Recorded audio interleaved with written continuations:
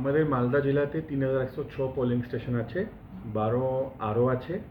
আমরা জেলা অ্যাডমিনিস্ট্রেশন থেকে এসপি সাহেব সঙ্গে ভিজিট করেছি, প্রত্যেক আরোর সঙ্গে কথা বলেছি, অফিসারদের সঙ্গে কথা বলেছি এই ইলেকশনটা ভালো করে করার জন্য।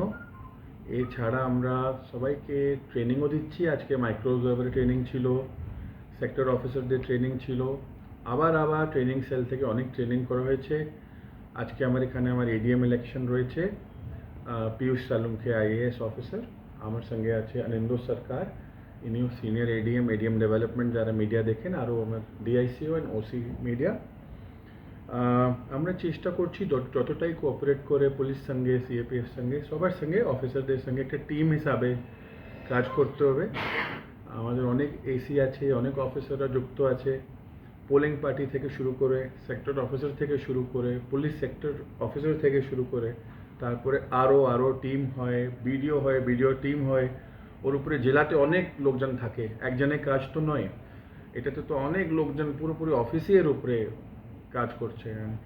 সকাল থেকে বিকেলে আপনি দেখতেই পারেন কতটা কাজ করছে। সবাই চেষ্টা করব মালদাতে যতটাই আমরা ভালো করে পিসফুলি করতে পারি।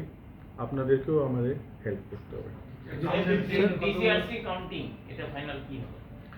আমাদের ডিসিআরসি ভিজিট করা হয়েছে, অ্যান্ড মালদা কলেজ পলিটেকনিকতে হয়, অ্যান্ড কিছু ডিস্ট্রিবিউশন চাঞ্চলতে হবে।